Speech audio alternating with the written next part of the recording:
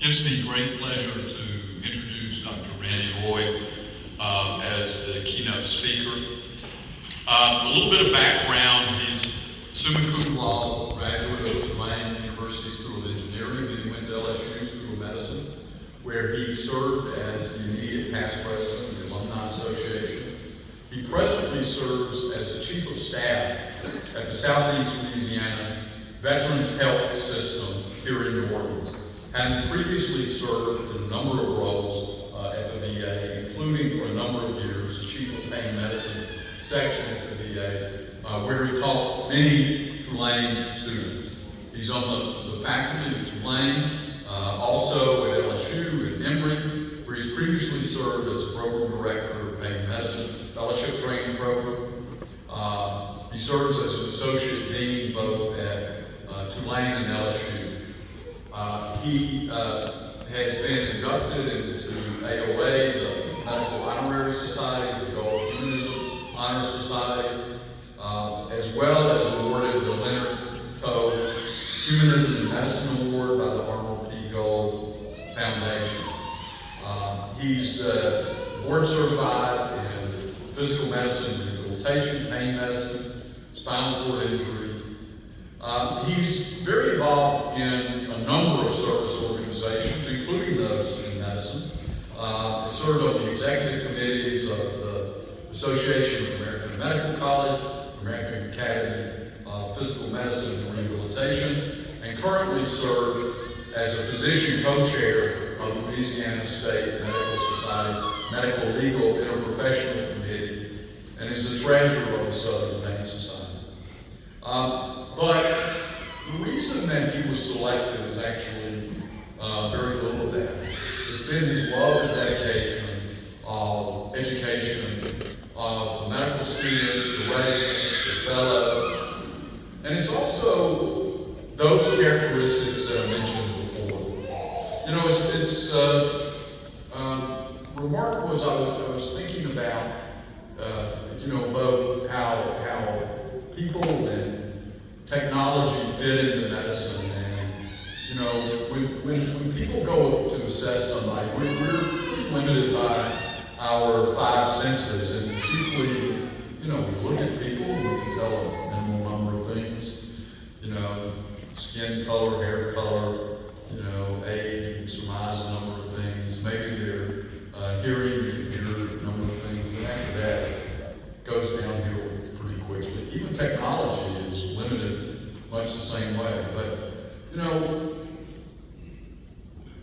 we wish we could measure, someone's compassion and kindness or trust.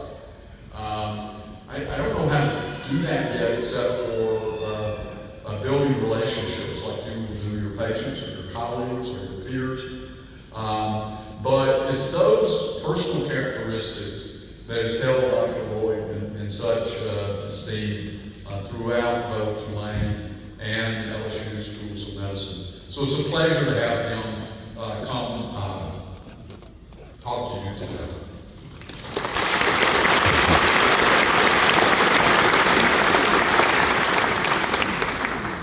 Thank you, Hamm, for a very generous introduction.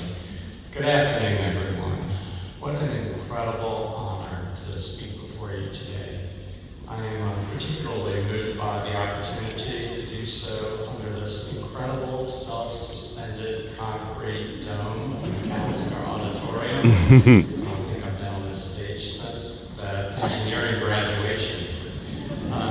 This dome is a monument for momentous occasions such as this. Today, you begin to wear the white coat, which represents the profession of medicine, much as that concrete dome represents the ingenuity, strength, and enduring nature that a Tulane education provides. This ceremony symbolizes your transition from a layperson to a member of one of the learned professions. Being a doctor and wearing a white coat comes with a status of high academic accomplishment and the responsibility of being an indispensable member of human society recognized across cultures. Your journey of developing your personal professionalism begins today. Being a doctor is very individual. I mentioned learned professional. Do you know what the three learned professions are? I think President Fitz referenced them too. They are law, theology, and medicine.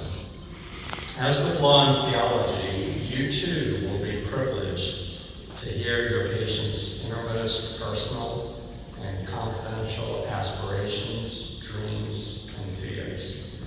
You too will be in the role of an educator for your patients.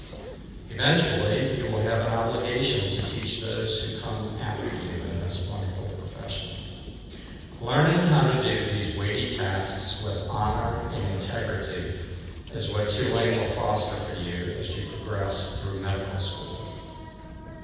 I think of several inflection points that occurred for me in medical school, and I wonder which might occur for you.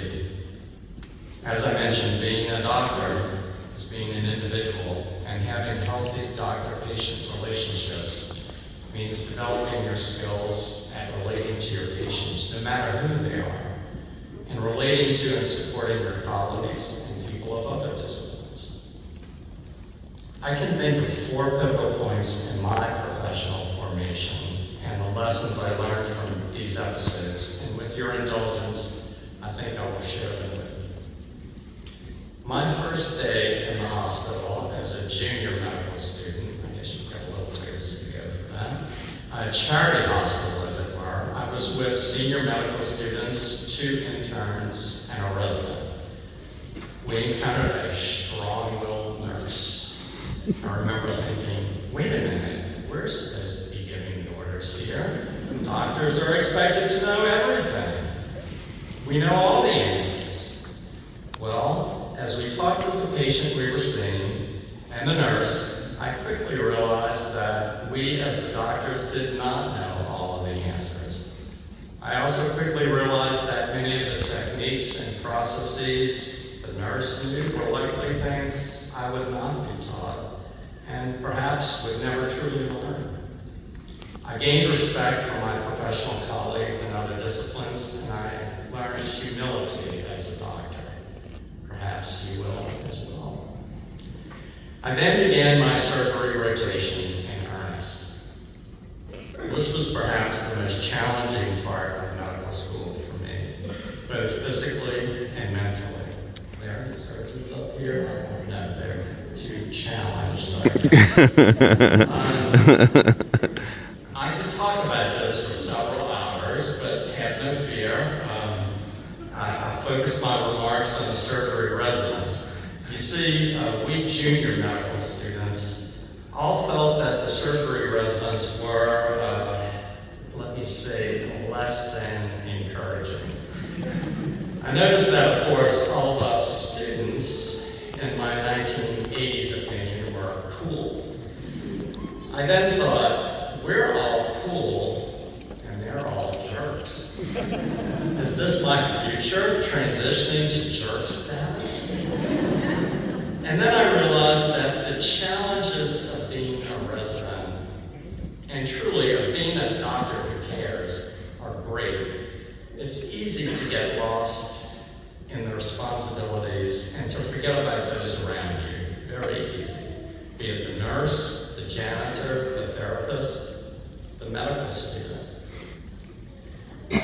All of whom, I might add, are critical to the mission of caring for the patient. I then learned that no matter how busy I am, I find the time, even for just a few moments, to stop and acknowledge those around me. I also make a point to always have enough time for my patients. Always. Having time for patients brings me to strawberry ice cream. When I was a senior medical student on an outpatient rotation in a university hospital, thankfully known as the first in the United States with air-conditioned surgical suites, my patient asked me for some strawberry ice cream. I went to the refrigerator on the floor and could only find vanilla and chocolate. I went to the next unit, and again, only vanilla and chocolate. I began trekking to other floors of the hospital. The university had many such floors in search of the elusive strawberry ice cream. A hospital employee noticed my hunt for the rare flavor and confronted me for an instructional moment. She told me, "You are a medical student. You have time for this now.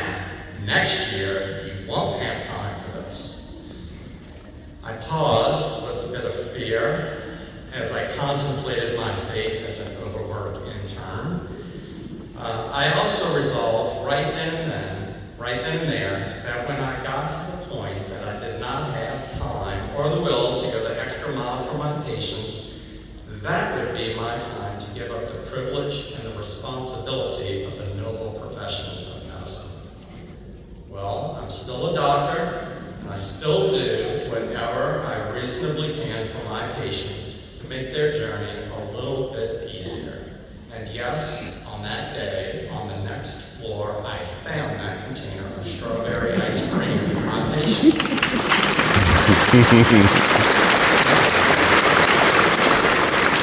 Now that I think about it, I never really liked strawberry ice cream back then, but I had some yesterday, so medical school does change you. We all have defining moments in our lives, and likely the most profound for me in medical school was my mother's diagnosis of ovarian cancer. As the only child of a single parent, I was thrust into a caregiver role while learning to be a doctor. It showed me how profoundly impactful a doctor's words and actions can be for their patients and their patients' family members.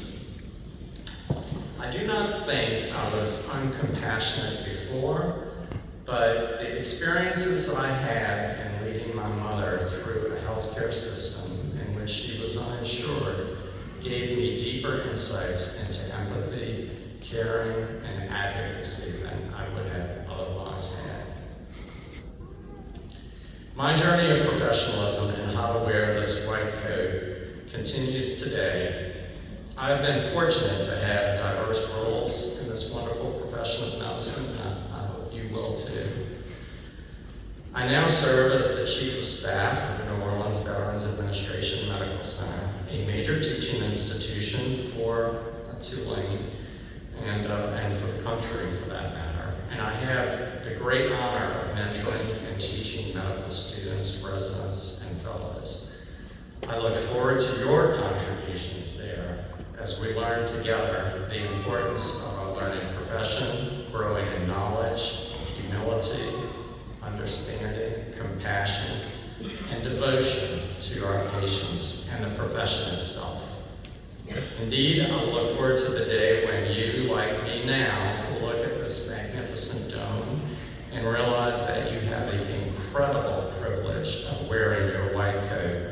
It'll be a little longer when the day comes and being a doctor. Please study hard. I look forward to seeing you and working with you soon. Congratulations and thank you.